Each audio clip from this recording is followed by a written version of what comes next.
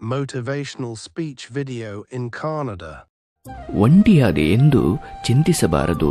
ನಮ್ಮ ಸಾವಿನಲ್ಲಿ ನಾವು ಒಂಟಿಯೇ ಹೊರತು ನಮ್ಮ ಸಾವನ್ನ ಹಂಚಿಕೊಳ್ಳಲು ಸಾಧ್ಯವೇ ಇಲ್ಲ.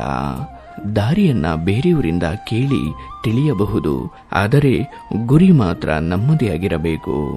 ಜಿಗಣೆ ಮನುಷ್ಯರಿಗೆ ನೋವಾಗದ ಹಾಗೆ ರಕ್ತ ಹೇರುತ್ತದೆ, ಆದರೆ ಕೆಲವು ಮನುಷ್ಯರು ರಕ್ತ ಹೇರದೆ ತುಂಬಾ ನೋವು ಕೊಡುತ್ತಾರೆ. ನೆನಪಿರಲಿ, ಜೀವನದಲ್ಲಿ ಸೋಲು ಎಂಬುದಿಲ್ಲ. ನೀವು ಪ್ರತಿಯೊಂದು ಘಟನೆಯಿಂದಲೂ ಕೂಡ ಪಾಠವನ್ನ ಕಲಿಯಬೇಕು. ಮಾಡಿದ ತಪ್ಪನ್ನ ಮತ್ತೊಮ್ಮೆ ಮಾಡಬಾರದು. ಅಂತಹ ಘಟನೆಗಳಿಂದ ನೀತಿಯನ್ನ ಕಲಿತು ಮತ್ತಷ್ಟು ಜಾಗರೂಕರಾದರೆ ಅದಕ್ಕಿಂತ ದೊಡ್ಡ ಲಾಭ ಮತ್ತೊಂದಿಲ್ಲ. ಹೀಗಾಗಿ ಸೋಲು ಎಂಬ ಪದವನ್ನ ತಲೆಯಿಂದ ಈ ಕ್ಷಣವೇ ತೆಗೆದುಹಾಕಿ. ನೆನಪಿರಲಿ, ನೀವು ನೀವಾಗೇ ಇರಿ. ನಿಮ್ಮನ್ನು ನಿಜವಾಗಿ ಇಷ್ಟಪಡುವವರು ನೀವು ಹೇಗಿದ್ದರೂ ಕೂಡ ನಿಮ್ಮನ್ನು ಇಷ್ಟಪಡುತ್ತಾರೆ. ಕಷ್ಟ ಬಂದಾಗ ಕಲ್ಲಿನಂತೆ ಗಟ್ಟಿಯಾಗಿರಬೇಕು, ಸುಖ ಬಂದಾಗ ಹೂವಿನಂತೆ ಮಧುರವಾಗಿರಬೇಕು. ಇದೇ ಜೀವನ. ಒಂದು ಮಾತಂತೂ ಸತ್ಯ, ನಮ್ಮ ಜೀವನದಲ್ಲಿ ನಾವೇ ಕಲಿತ ಪಾಠಕ್ಕಿಂತ ನಾವು ನಂಬಿದವರು ನಮಗೆ ಕಲಿಸಿದ ಪಾಠಗಳೇ ಹೆಚ್ಚು. ಅತಿ ಹೆಚ್ಚಿನ ಸಂತೋಷವು ನೋವುಗಳೇ ಇಲ್ಲದಿರುವವರ ಜೀವನದಲ್ಲಿ ಅಲ್ಲ, ನೋವುಗಳನ್ನು ಮೆಟ್ಟಿ ನಿಲ್ಲುವವರ ಜೀವನದಲ್ಲಿ ಕಾಣಸಿಗುತ್ತವೆ.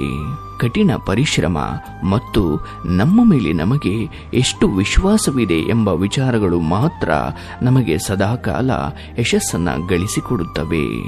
ಒಂದು ಮಾತಂತೂ ಸತ್ಯ, ಮನಸ್ಸಲ್ಲಿ ನೋವು ಹೆಚ್ಚಾದಾಗ ಜೀವನವೇ ಸಾಕೆನಿಸುತ್ತದೆ, ಆದರೆ ಜವಾಬ್ದಾರಿಯನ್ನ ನೆನಪಿಸಿಕೊಂಡಾಗ ಬದುಕಿ ಬಾಳಬೇಕೆನಿಸುತ್ತದೆ. ಎಲ್ಲವನ್ನೂ ಕೇಳಿಸಿಕೊಳ್ಳುವಾಗ ಒಳ್ಳೆಯವರಾಗುವ ನಾವು ತಿರುಗಿಸಿ ಪ್ರಶ್ನೆ ಕೇಳಿದಾಗ ಮಾತ್ರ ಅದೆಷ್ಟು ಬೇಗ ಕೆಟ್ಟವರಾಗಿ ಬಿಡ್ತೇವೆ ಅಲ್ವಾ? ದುಡಿದು ತಿನ್ನುವವನಿಗೆ ದೇವರ ಭಯವಿಲ್ಲ, ಹೊಡೆದು ತಿನ್ನುವವನಿಗೆ ಭಯವಿಲ್ಲದ ಬದುಕೇ ಇಲ್ಲ. ಯಾರಲ್ಲಿ ಒಳ್ಳೆಯತನ ಇರುತ್ತದೆಯೋ ಅವರನ್ನ ದೇವರು ಪರೀಕ್ಷೆ ಮಾಡುತ್ತಾನೆ, ಆದರೆ ಯಾವತ್ತೂ ಕೂಡ ಕೈಬಿಡುವುದಿಲ್ಲ. ನಾನು ಪ್ರತಿ ಸಾರಿ ಜೀವನದಲ್ಲಿ ಎಡವಿ ಬಿದ್ದಾಗ ನಿನ್ನ ಜೊತೆ ನಾ ಇದ್ದೀನಿ ಎಂದವನೇ ನನ್ನ ದೇವರು. ಎಲ್ಲವನ್ನೂ ಸಹಿಸಿಕೊಂಡು ಹೋದರೆ ನಮ್ಮಷ್ಟು ಒಳ್ಳೆಯವರು ಯಾರೂ ಇಲ್ಲ. ಅದೇ ಪ್ರಶ್ನೆ ಮಾಡೋಕೆ ಹೋದರೆ ನಮಗಿಂತ ದೊಡ್ಡ ಶತ್ರು ಅವರಿಗೆ ಯಾರೂ ಇಲ್ಲ.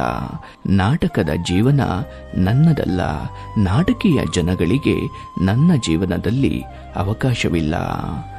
ಎಲ್ಲಿಯವರೆಗೆ ನಾವು ನಕಾರಾತ್ಮಕ ಚಿಂತನೆಗಳಿಗೆ ನಮ್ಮೊಳಗೆ ಪ್ರವೇಶಿಸಲು ಅನುಮತಿ ಕೊಡುವುದಿಲ್ಲವೋ ಅಲ್ಲಿವರೆಗೆ ನಾವು ಜೀವನದಲ್ಲಿ ಸೋಲುವುದಿಲ್ಲ.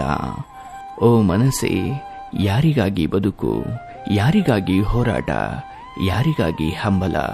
ಅಯ್ಯೋ ಹುಚ್ಚು ಮನವೇ, ಯಾರೂ ನಿನ್ನವರಲ್ಲ. ಎಲ್ಲರೂ ಅವರವರ ಸ್ವಾರ್ಥಕ್ಕೆ ನಿನ್ನನ್ನು ಬಳಸಿಕೊಳ್ಳುತ್ತಿದ್ದಾರೆ ಅಷ್ಟೇ. ಹಾಗಾಗಿ ಇಲ್ಲಿ ಯಾರೂ ಶತ್ರುಗಳಲ್ಲ, ಯಾರೂ ಮಿತ್ರರೂ ಅಲ್ಲ. ಸಮಯಕ್ಕೆ ತಕ್ಕ ಹಾಗೆ ಮುಂದೆ ಸಾಗುತ್ತಿರು. ನಮ್ಮ ಜೀವನದಲ್ಲಿ ಕೆಲವರು ಆಟ ಆಡ್ತಾ ಇದ್ದಾರೆ ಅಂತ ಗೊತ್ತಿದ್ರೂ ಕೂಡ ಏನೂ ಗೊತ್ತಿಲ್ಲ ಅನ್ನೋ ತರ ಇರ್ತೀವಲ್ಲ, ಅದು ನಿಜವಾದ ತಾಳ್ಮೆ. ಕಾಲು ಒದ್ದೆಯಾಗದೆ ಸಮುದ್ರ ದಾಟಬಹುದು, ಆದರೆ ಕಣ್ಣು ಒದ್ದೆಯಾಗದೆ ಜೀವನವನ್ನ ದಾಟಲಾಗದು. ಜಗತ್ತಿನ ಎಲ್ಲ ಕೆಲಸವನ್ನು ನಾನು ಮಾಡಬಲ್ಲೆ ಎಂಬ ಆತ್ಮವಿಶ್ವಾಸ ಇರಲಿ, ಆದರೆ ಎಲ್ಲವೂ ನಮ್ಮಿಂದಲೇ ಆಗಿದ್ದು ಎಂಬ ಅಹಂಕಾರ ಬೇಡ. ಪ್ರೀತಿಯ ಮನಸ್ಸುಗಳೇ, ಕಡೆಯದಾಗಿ ಒಂದು ಮಾತು, ನೀವು ನಡೆಯುತ್ತಿರುವ ದಾರಿ ಸರಿಯಾಗಿದೆ ಅಂದ ಮೇಲೆ ಯಾರಿಗೂ ಹೆದರುವ ಅವಶ್ಯಕತೆ ನಿಮಗಿಲ್ಲ. ನೀವು ಆಯ್ಕೆ ಮಾಡಿಕೊಂಡ ದಾರಿಯಲ್ಲಿ ಏಕಾಗ್ರಚಿತ್ತರಾಗಿ ಪ್ರಾಮಾಣಿಕವಾಗಿ ಮುಂದೆ ಸಾಗಿ. ಖಂಡಿತ ಒಂದು ದಿನ ನೀವು ನಿಮ್ಮ ಕನಸಿನ ಜಾಗಕ್ಕೆ ತಲುಪುತ್ತೀರಾ. ನಮಸ್ಕಾರ.